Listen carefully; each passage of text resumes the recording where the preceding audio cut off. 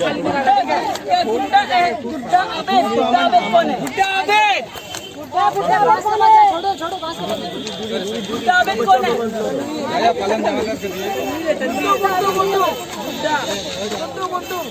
ओ गुड्डू भाई, गुड्डू लाल सिराज देखिए तो एक ही नाम सिराज बोल रहे सिराजुल, इधर से तो सिराजुल बोल रहे तो आप उधर से नाम लगा छे। नाम लगा छे तो के नाम टेबल दिए थे, टेबल का दिए थे मोदी का माजी, टेबल दिए थे टेबल दिए थे टेबल का दिए हां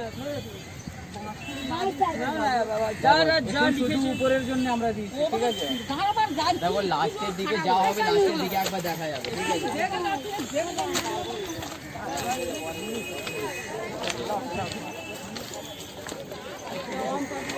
सुबह सुबह चुप पटा